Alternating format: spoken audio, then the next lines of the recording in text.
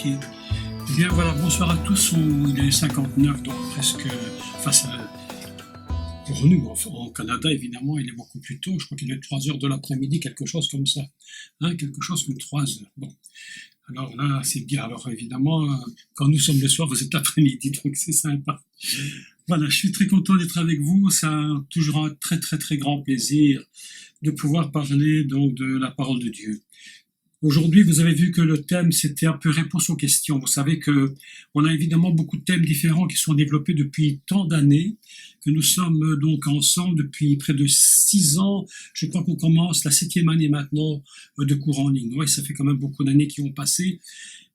Et je me suis attaché à répondre, évidemment, pas très souvent parce que je n'en ai pas le temps, mais de faire des questions-réponses. Parce que les gens qui m'écrivent sur Internet me posent des questions, donnent des opinions, parfois vraies, parfois parfois erronées, parfois des ajouts qui sont intéressants. Bon, c'est ainsi que fonctionne le système. Vous voyez qu'il y a beaucoup de questionnements qui se font de la part des chrétiens, de la part des non-chrétiens. Donc aujourd'hui, il y avait beaucoup de questions qui me sont posées, mais on ne sait pas évidemment répondre à toutes les questions. Donc aujourd'hui, je vais essayer de répondre au moins à deux questions qui sont une d'ailleurs très compliquée pour beaucoup, même pour des chrétiens, extrêmement compliquées, même parfois pour certains enseignants dans l'Église, où j'ai entendu des choses pas possibles se raconter sur le Messie, avec des incompréhensions totales sur qui est le Messie. Donc, et puis la deuxième question, je vais essayer de répondre également sur la question du Sion. Qu'est-ce que Sion? Parce qu'il y a vraiment des incompréhensions sur Sion. Les gens nous parlent, si vous écoutez à la télévision, parfois on nous parle du sionisme.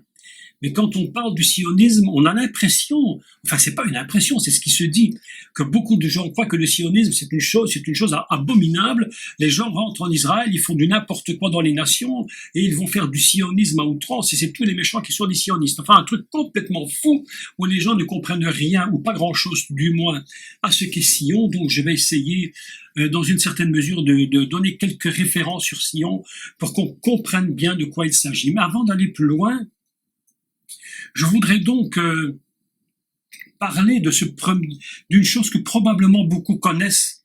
Néanmoins, comme c'est questions-réponses, je vais répondre à tous ceux qui ne connaissent pas et je vais essayer d'expliquer, mais quelle est la différence entre le Mashiach Yeshua, donc Jésus, qu'on appelle communément Jésus en français, quelle est la différence entre cet homme qui est, je viens de le dire, homme, c'est-à-dire de chair, et en même temps Dieu. Et là, il y a une complication énorme, parce que Jésus, le Messie, va dire « mon Père », il va toujours faire une référence au Père. Donc la première chose qu'on peut se dire, s'il fait référence au Père, qui est Dieu, c'est que lui, il ne peut pas être Dieu, il ne peut être que Fils. Alors comment peut-on affirmer qu'il est Fils et qu'en même temps il est Dieu ? Alors voilà l'incompréhension qu'ont beaucoup de personnes par rapport à la notion du Messie Dieu et du Messie homme. Il y a là un mélange absolument compliqué pour beaucoup de personnes de faire la part des choses, et je voudrais essayer d'expliquer ça. Vous vous souvenez que si vous lisez les évangiles, vous allez voir qu'il y a 2 généalogies du Messie. Une généalogie qui va partir depuis Abraham, une généalogie qui va partir depuis Joseph, et oui, je suis en train de lire en même temps les chats, mais voilà. Donc, ce qui est commun aux 2 généalogies, en fait, c'est que lorsqu'on retourne, on dit que Yeshua est fils de, et on arrive à la fin et on dit qu'il est fils de Dieu. Donc on a déjà une première notion d'engendrement. Il est fils de Dieu exactement comme Adam était fils de Dieu. Vous vous souvenez que nous avons beaucoup parlé de la notion du Messie adamique. C'est pourquoi Paul lui-même va dire que le Mashiach Yeshua est le dernier Adam. Il y a même d'autres explications sur lesquelles j'ai parlé dans les cours précédents sur le Messie vit en, ce n'est plus moi, mais le Messie qui vit en moi. Donc je ne vais pas redire tout cela, mais je voudrais expliquer quelques principes donc très très fondamentaux. Le premier, c'est qu'il s'appelle Fils de Dieu par la généalogie. Ainsi, on retourne au fondement de la création adamique. Le Messie est donc totalement adamique. Mais pourquoi, en réalité, est-il aussi divin?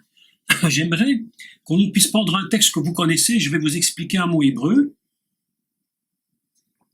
que probablement tous, mais alors vraiment tous connaissent, parce que même le monde incroyant, le monde incrédule, entre guillemets incrédule, parce que tout le monde est crédule de quelque chose, vous savez, hein. On est peut-être incrédule de Dieu ou incrédule de quelque chose d'autre, mais on est tous crédules de quelque chose. Tout le monde croit en quelque chose. Ça, c'est une évidence.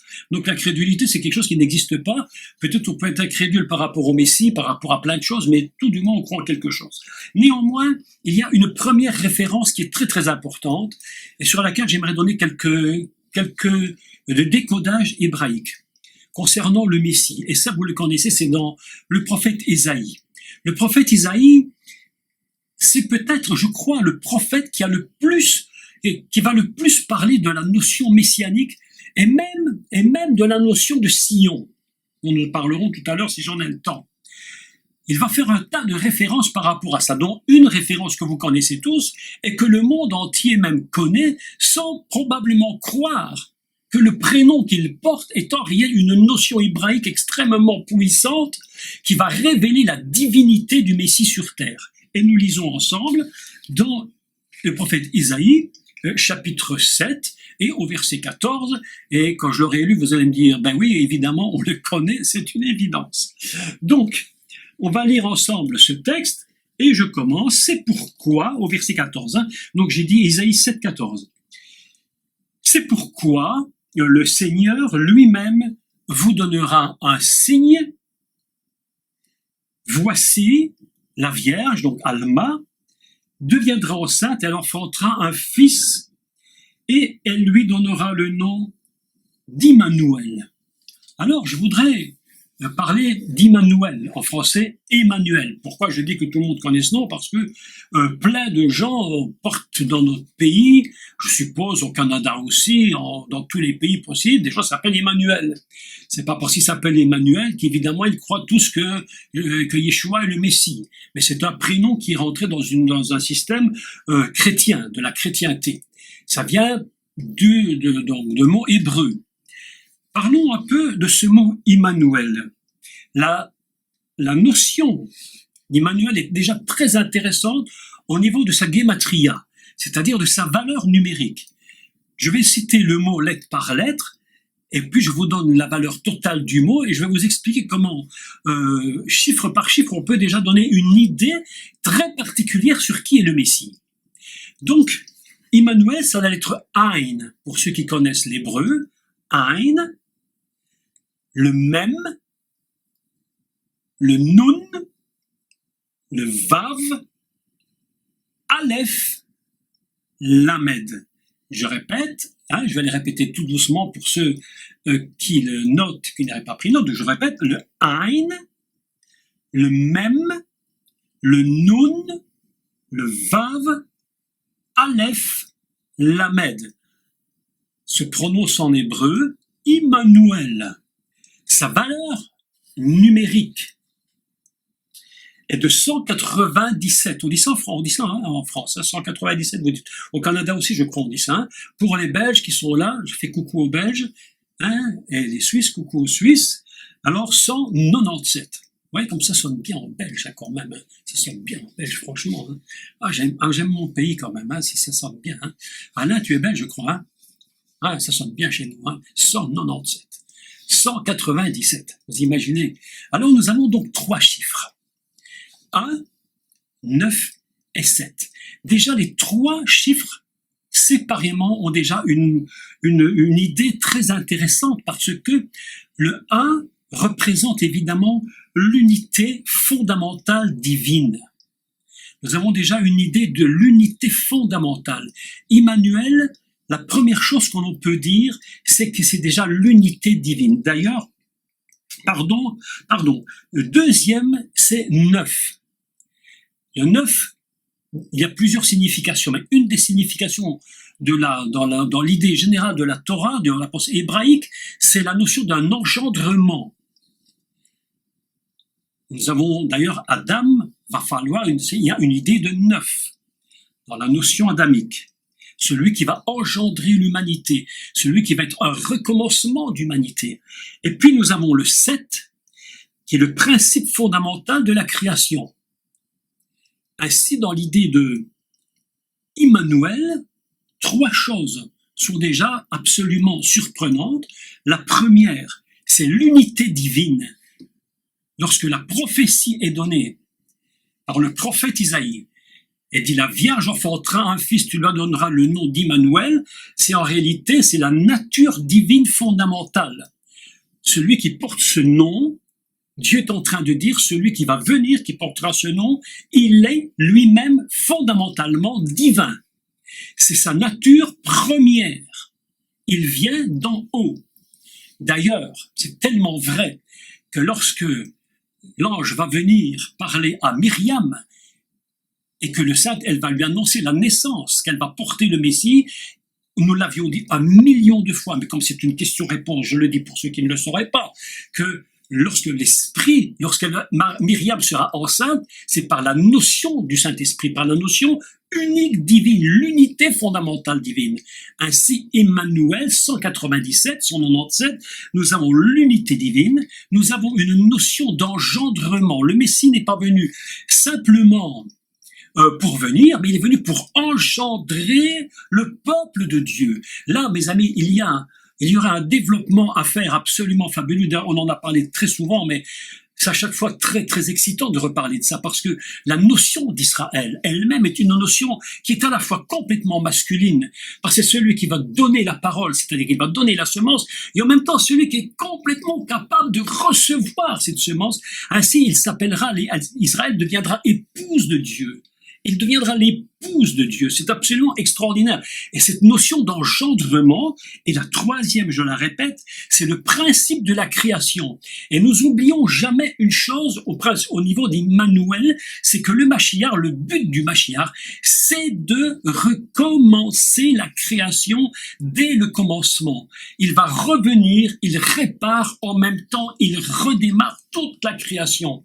Ce thème du recommencement messianique est d'une telle puissance, d'une telle force, mes amis, qu'il faut absolument que nous la mettions dans la tête, mais définitivement, ça doit faire partie de nous-mêmes. Ce n'est plus moi, c'est le Messie en moi qui recommence tout à zéro, mes amis. C'est quelque chose d'absolument fabuleux. Tout à l'heure, quelqu'un m'écrivait un petit mot sur YouTube, après avoir écouté le cours, ce n'est plus moi, c'est le Messie qui vit en moi. Il m'avait écrit, c'est inimaginable, absolument fantastique. J'ai eu l'impression que ce monsieur en 3 mois et demi m'avait dit, voilà, ma vie a été bouleversée de comprendre une telle chose. C'est quelque chose d'important. C'est pourquoi il s'appelle Immanuel. Maintenant, il y a une autre lecture du mot. Une autre lecture. Cette lecture, je voudrais vous l'expliquer parce que ça ne peut se faire qu'en hébreu. En français, j'ai parfois essayé de trouver des correspondances en français, mais je n'arrive pas à trouver le même système que dans l'hébreu. L'hébreu, c'est un système de lettres qui vont former des mots qui peuvent s'ajouter les uns aux autres pour former un autre mot, ou dont les lettres sont, elles vont avoir une lettre commune entre 2 mots, et puis cette lettre commune va produire un autre mot. Et ainsi, l'hébreu fonctionne d'une manière absolument surprenante. On a un exemple tout à fait typique, c'est le mot even. On avait déjà parlé de cela, le mot even qui veut dire la pierre, qui en réalité c'est 2 mots, c'est le mot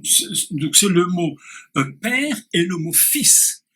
Av et ben ensemble, vous mettez les 2 lettres du milieu, lettres communes, ça forme un nouveau mot qui veut dire la pierre. Donc le père et le fils mis ensemble, c'est la pierre angulaire. C'est absolument incroyable. Ça, l'hébreu est une langue absolument, mais inimaginable.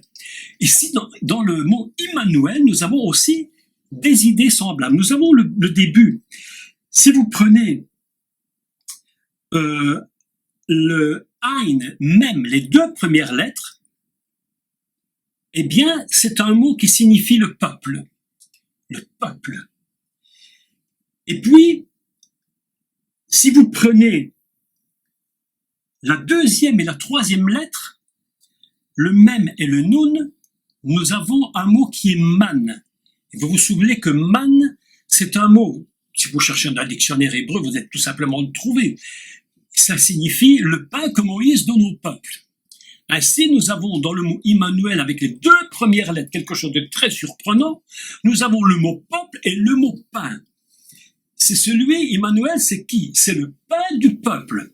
C'est celui qui vient et qui donne au peuple le pain. Et Yeshua, lui, il va porter un autre nom, évidemment. Ce sera le nom de celui qui sera homme. Et Yeshua, venant, lui, il va faire une déclaration justement sur la manne. Vous voyez comme les correspondances entre les deux noms sont inimaginables. Et je pense que le Mashiach, Yeshua, évidemment, lui qui est un juif, en plus il est la parole, fondamentalement la parole, il possède en lui tous ces secrets de la Torah, tous ces secrets des prophètes. Ainsi, dans Immanuel, nous avons une idée du peuple et nous avons une idée du pain. Et puis nous avons à la fin, évidemment, elle, qui est Elohim. Et donc, nous avons le mot Elohim, nous avons le mot Emmanuel, et je continue le développement. Le développement, donc, c'est un mot, si vous prenez Immanu, Immanu signifie trois choses. La première, celle que tout le monde connaît, c'est avec nous. Ce qui signifie Immanuel, avec nous, est Dieu. Avec nous, Dieu. Dieu est venu avec nous. Donc nous avons déjà une idée absolument fabuleuse. C'est lorsque l'ange dit à Myriam, le Saint-Esprit viendra sur toi, il rentrera en Myriam, elle sera enceinte. Dieu descend, il vient sur terre. Deux autres significations de Immanu, on peut le traduire, il est notre côté, il est de notre côté. Il n'est pas seulement avec nous, parce qu'on peut être avec nous, mais vous savez, il y a des gens qui vivent avec nous, c'est pas pourquoi, c'est nos amis. Vous êtes d'accord avec ça? Il peut y avoir des gens, ils peuvent vivre dans votre maison, dans votre entourage, et puis ce sont des gens qui vous mettent beaucoup de soucis. Ils peuvent être avec nous, mais ils ne sont pas nécessairement de notre côté. Par contre, cette racine Immanu signifie notre côté, nos côtés. Il est avec nous à nos côtés. Et la troisième signification, que j'aime beaucoup d'ailleurs, il est des nôtres. Si vous prenez un bon dictionnaire hébraïque, vous allez voir que les différentes traductions de Immanu veut dire premièrement avec nous, puis il est à nos côtés, et troisième chose, il est des nôtres. Alors voilà, nous apprenons une chose absolument, mais qui est des nôtres? Dieu est des nôtres. Il habite avec moi, il est dans ma maison, il est à mes côtés, il est des nôtres. Immanuel. Voilà quelque chose d'absolument magnifique. Nous avons donc déjà la première idée que le Messie qui va naître n'est pas qu'un homme, mais il est avant tout et fondamentalement, il est purement divin. Il est rempli de la notion fondamentale de Dieu. Il est Dieu lui-même par le un. Il est celui qui va engendrer une race nouvelle, un peuple nouveau pour Dieu, puisqu'il est neuf, et il va recommencer le cycle complet à partir de zéro, parce qu'il est 7. Ainsi, nous avons 197. Est-ce que c'est pas extraordinaire? Je vous dis, l'hébreu, vraiment, c'est une langue extraordinaire. Vous pouvez essayer de chipoter tous en français, mais on n'arrive jamais au même truc. En anglais, en tout ce que vous voulez, on n'arrivera jamais à cette même notion hébraïque. Je crois que c'est une langue vraiment inspirée de Dieu pour écrire la parole. C'est vraiment fantastique. Donc, continuons maintenant notre idée. Vous vous souvenez donc que lorsque la prophétie s'accomplit et que Immanuel va descendre, la Vierge Marie, Myriam, sera enceinte. Je rappelle au passage, pour ceux qui l'auraient oublié, que la Vierge se dit Alma, et que Alma vient d'une racine qui veut dire cacher. Qu'est-ce qu'une Vierge? C'est une femme qui ne s'est jamais dévoilée. Elle est toujours cachée. Elle attend le moment pour se dévoiler. À ce moment-là, elle deviendra ce qu'on appelle un kéli, c'est-à-dire un réceptacle. C'est très important de comprendre tout cela. Très, très important. Je vous fais, donc, pour ceux qui n'auraient pas suivi le cours, sur la naissance du Mashiach. Je ne sais plus comment j'avais appelé ce cours, mais bon, il y a déjà au moins 1 an et demi que je l'ai donné. C'est un cours très, très, très important sur la naissance du Messie, comment il est né. Nous allons maintenant expliquer pourquoi le nom d'Immanuel n'a pas été donné par l'ange Gabriel à Myriam. Elle va lui dire carrément autre chose. Elle va lui dire, il s'appellera Yeshua. Donc nous allons maintenant expliquer qui est Yeshua, puisqu'en fait il s'agit de la même personne. Il porte 2 codes.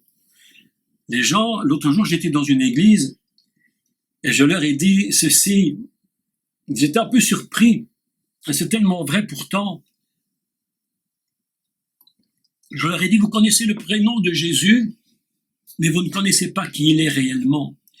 Beaucoup de gens connaissent son prénom, entre guillemets, mais en réalité, c'est des codes.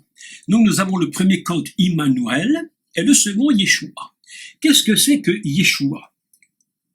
Si nous prenons la racine de choix, vous allez constater que le mot de Yeshua est fondé sur une racine qui est très intéressante, qui est un mot qui signifie également, non pas sauver, mais qui signifie également implorer. Voilà quelque chose de surprenant. Quel est le Messie? Le Messie, c'est celui qui a une capacité d'implorer.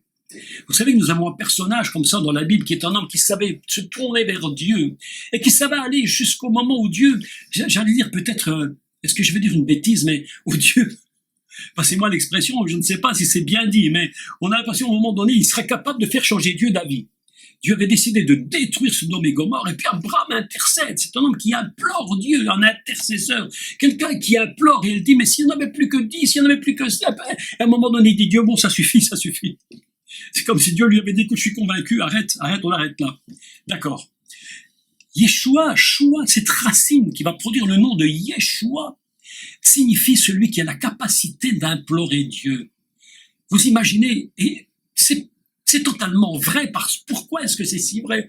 Parce que lorsque vous regardez comment il se comportait devant le Père, quelle capacité qu'il avait de prier et d'implorer Dieu dans les moments les plus difficiles, les plus improbables d'une vie, lorsque tout semble absolument arriver à terme et fini, tout va se terminer, il est encore là, capable d'implorer, parce que c'est sa racine fondamentale, c'est sa nature.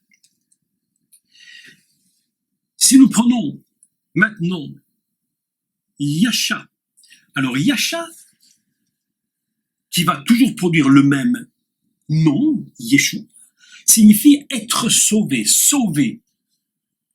Première chose. Deuxième chose, écoutez, c'est très très intéressant.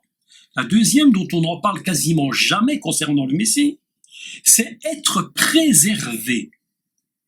C'est celui que Dieu, à travers tout, va préserver. Quoi qu'il arrive, il est celui que Dieu préserve. Et lui-même, lorsque nous sommes en lui, est celui qui nous préserve. C'est pourquoi nous devons toujours savoir qui est notre Messie, qui est le Seigneur. Qui est le Seigneur pour nous? C'est celui qui m'a sauvé. C'est celui qui me préserve. Et troisième signification, c'est la capacité de secourir. Celui qui va venir pour secourir. Ainsi, lorsque nous mettons les deux codes ensemble, le code de Immanuel, c'est celui divin qui va avoir la capacité d'engendrer parce qu'il va nous secourir et nous sauver, celui qui va recommencer tout à zéro parce qu'il est le principe de la création fondamentale. Ainsi, l'humanité va se retrouver totalement en lui, complètement, je vais dire, sauvegardée, préservée, secourue. Il y a un verset magnifique dans la Bible qui dit qu'il nous cache en lui. Mes amis, quand vous êtes en lui, à cause des deux codes, Immanuel et Yeshua, quand vous êtes en lui, vous êtes complètement caché. C'est pourquoi la Bible nous enseigne une chose, il faut quand même encore le redire, Il dit, le diable rôde, et je disais l'autre jour dans une église, ne t'inquiète pas, tant qu'il rôde, c'est qu'il ne peut pas rentrer. Mais le jour où il ne rôde plus, c'est qu'il a trouvé une entrée chez toi. Donc sois très prudent et regarde toujours bien. Moi, le diable ne me dérange pas s'il rôde. Il me dérange beaucoup si par hasard il venait à rentrer. Donc on fait tout ce qu'on peut pour qu'il ne rentre pas, qu'il rôde. D'accord? Je voudrais maintenant vous expliquer quelques principes qu'il faut expliquer à ces personnes qui m'ont posé les questions. Parce que il y a quand même deux cas très particuliers. Il y a un moment où un jeune homme vient voir le Messie Yeshua et il est en train de lui parler et il lui dit entre guillemets, je paraphrase un peu le texte, il dit mais tu es bon, tu es extraordinaire, tu es bon, et Yeshua se retire tout de suite, il dit non, il dit il n'y a que Dieu qui soit bon, il n'y a que Dieu qu'il faut adorer. Alors évidemment les personnes ne comprennent plus rien, elles disent mais vous voyez bien qu'il n'est pas Dieu puisqu'il est en train de dire qu'il n'y a que Dieu qu'il faut adorer et non pas moi. Vous voyez bien qu'il n'est pas Dieu à cause de cette déclaration. Mais d'autre part, à un autre moment, il y a dans Luc 17,16, d'ailleurs, Luc 17, chapitre 16, vous pouvez prendre la référence, c'est lorsqu'il se trouve avec des lépreux qu'il va guérir. Et là, il va se passer autre chose. Et je vais expliquer pourquoi il y a deux réactions différentes du Messie. Dans Luc 17, 16, les lépreux viennent pour être guéris, il les guérit, et puis on peut lire le texte tant qu'on y est, prenons-le, Luc 17, 16, c'est plus simple de le lire. Alors, je crois que c'est ça, Luc 17, 16, j'espère. Alors Jésus se rendant à partir de 11, Jésus se rendant à Jérusalem, passait par la Samarie et la Galilée. Comme il entrait dans un village, 10 lépreux vinrent à sa rencontre. Se tenant à distance, ils élevèrent la voix et dirent « Yeshua, Maître, aie pitié de nous !» Dès qu'il les eut vus, il leur dit « Allez-vous montrer au sacrificateur ?» Et pendant qu'ils y allaient, il arriva qu'ils furent guéris. L'un d'eux, se voyant guéri, revint sur ses pas, glorifiant Dieu à haute voix. Il tomba sur sa face. Écoutez le texte.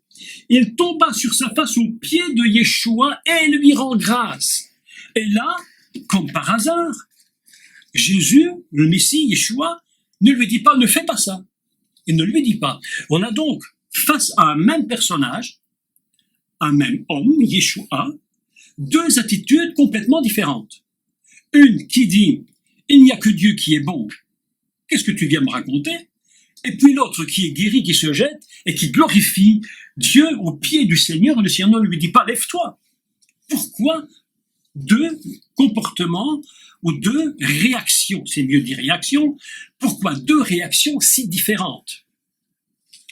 La première, simplement parce que lorsque le Mashiach, Yeshua, se rend compte que celui qui va adorer adore l'homme, c'est-à-dire la chair de l'homme, et non pas la divinité qui est en lui, le Messie ne veut pas qu'on prenne sa chair et qu'on élève la chair. Il veut qu'on élève que le divin et non pas la chair. C'est pourquoi il lui répondra non, il n'y a que Dieu, il n'y a que le Père, il n'y a que Dieu. Si tu m'adores moi en tant qu'homme, alors je ne suis que comme toi. Et là, évidemment, il faut comprendre l'attitude de Yeshua qui fonctionne en tant que fils adamique, homme. Mais lorsque quelqu'un vient, et ça va être le cas d'ailleurs même à la résurrection, lorsqu'ils vont venir et qu'ils vont adorer le Messie, et qu'ils vont adorer je vais le dire autrement, lorsqu'ils vont adorer le Dieu, qu'ils reconnaissent en lui, et qu'ils reconnaissent la divinité du Messie, alors il ne dit pas non. Pourquoi? Parce que ce n'est plus la chair qu'on adore, mais on adore le divin. Parce que vous comprenez bien, c'est pourquoi même c'est une très grande leçon, même pour nous d'ailleurs. Parce que vous savez, on parle de l'orgueil. Mais si on glorifie Dieu à travers vos œuvres, que Dieu soit glorifié. Mais si on vous glorifie, vous, dans la chair, uniquement dans la chair, et que l'on prend le plaisir de la chair humaine qui est élevée, on risque toujours le grand problème de prendre la place de Dieu et de s'élever au-dessus de Dieu. C'est pourquoi le Messie fait deux différences très importantes. La première, c'est attention, je suis adamique. Je suis en tant que fils, c'est-à-dire en tant que celui qui est le réparateur, celui qui est venu pour rétablir, mais j'ai besoin d'être dans la fonction adamique, c'est-à-dire dans la chair d'Adam, pour pouvoir accomplir ce ministère. Mais n'adorez pas la chair. Ainsi, le Messie va avoir cette attitude, attention, si tu viens et que tu veux m'adorer en tant qu'homme, ne fais rien. Il dit, Dieu seul est bon. Dieu seul est bon. Par contre, si tu remarques les œuvres du Messie, et que c'est Dieu qui les produit, et que tu élèves Dieu, à ce moment-là, le Messie ne dit rien, parce qu'il comprend la différence. Mes amis, je vais vous dire ceci, cette différence est très subtile. Très subtile. Et si nous ne sommes pas prudents, nous, les enfants de Dieu, et je prends un exemple, un très grand exemple d'ailleurs, écoutez bien, très grand exemple, supposez que je sais pas, je prends la première personne qui me tombe sur les yeux là, pouf, et je vois Alain. Ok? D'accord. Et voilà qu'Alain, tout à coup, a une gloire de Dieu, mais quelque chose qu'on ne peut même pas imaginer. Ça dépasse tout ce que le monde a jamais connu sur cette terre. Et le voilà que le moindre geste qu'il fait, la moindre parole, les malades sont guéris, tout le monde, c'est absolument fabuleux. Et on vient le voir évidemment parce qu'on a besoin de dire, il faut que je sois guéri, je vais voir là, ok. Donc tu viens le voir. Et suppose que les hommes commencent d'adorer Alain en tant qu'homme. La difficulté commence à venir. Maintenant, si les gens viennent le voir, en se disant, mais cet homme est rempli de la présence de Dieu, et c'est la présence de Dieu à travers lui qui m'a guéri. Et qu'on dit, Dieu, nous adorons, ta présence est ton nom, parce que cet homme est rempli de toi, nous reconnaissons que Dieu est là. Alors nous ne sommes plus dans le même système. C'est pourquoi nous, en tant qu'humains, nous devons être dans le ministère. Et quand je parle du ministère, mes amis, écoutez-moi bien. Quand je parle du ministère, je ne dis pas moi j'ai le ministère, toi tu n'en as pas parce que non, on a tous une part de Dieu en nous pour faire quelque chose. Ça c'est un travail de Dieu et nous avons tous un ministère quel qu'il soit. Mais il faut être extrêmement prudent et avoir l'attitude du Messie Yeshua.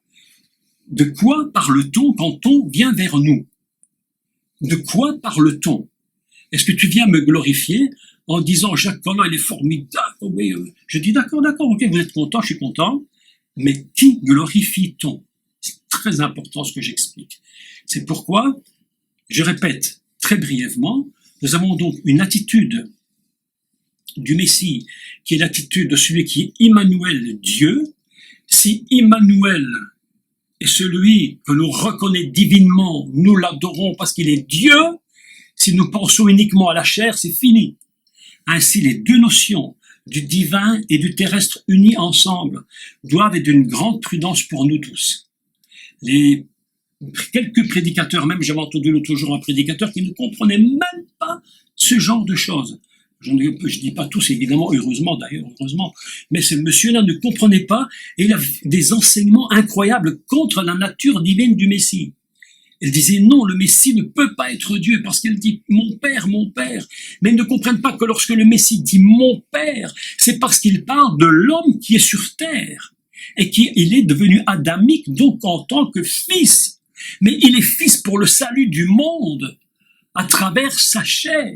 C'est ce que Paul explique, il a donné sa chair pour nous sauver. Il est fils par la chair, mais il est Dieu par l'esprit et par la notion d'Immanuel qui descend du ciel. C'est ça qu'il faut comprendre. C'est pourquoi il est à la fois dans la notion humaine, dans la notion céleste. Je sais que ce que je dis, beaucoup d'entre vous, vous le savez.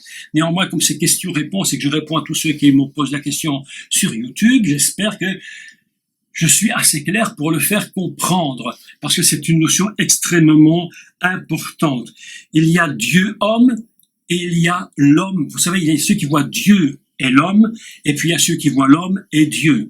Alors, il faut bien unir tout cela ensemble. D'accord? Le Messie, donc je clôture pour cette petite particularité, mais importante concernant cette réponse. Il y a donc le divin par l'Esprit de Dieu, le Saint-Esprit te couvrira de son ombre, et il devient donc complètement adamique. Texte très important, pourquoi l'ombre ? Parce que au début de la Torah, lorsque Dieu crée son Adam, il va dire Betsalmo kidmutnu, c'est-à-dire il le fit à sa ressemblance et dans son ombre. C'est surprenant. Ainsi que le début de la Torah, l'homme est fait dans l'ombre de Dieu et dans l'image de Dieu, et lorsque le Saint-Esprit va descendre sur la Vierge Myriam, eh bien, il va aussi mettre son ombre. C'est pourquoi le Messie est totalement adamique et il est totalement divin.